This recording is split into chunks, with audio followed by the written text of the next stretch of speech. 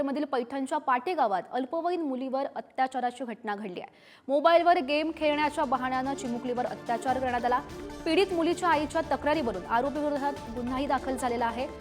धक्कादायक असा हा प्रकार संभाजीनगरमधून मोबाईलवर गेम खेळण्याच्या बहाण्याने तिच्यावर हा अत्याचार करण्यात आला आणि पीडित मुलीच्या आईच्या तक्रारीवरून आरोपीविरोधात गुन्हा दाखल झालाय।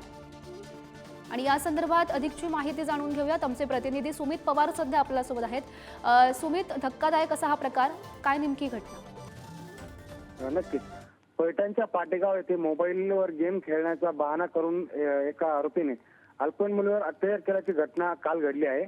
कुणी घरी नसल्याची संदेशातून पाटेगाव येथील आरोपी विशाल पोपट डोंगरे याने त्या तरुणीला मोबाईलवर गेम खेळण्याचं सांगितलं आणि दरम्यान त्या 9 वर्षीय चिमुकलीवर घरात नेऊन त्याने अत्याचार केल्याची घटना घडली आहे। या प्रकरणी मुलीच्या आई वडिलांच्या तक्रारीवरनं मुलावर आणि मुलाच्या वडिलांवर गुन्हा देखील दाखल करण्यात आला आहे। आता पण अशा विकृत मानसिकतेमुळे महिला सुरक्षा प्रश्न पुन्हा एकदा ऐरणीवर येत आहे। श्रद्धा, हो, नक्कीच सुमित, धन्यवाद दिलेल्या सविस्तर माहितीसाठी।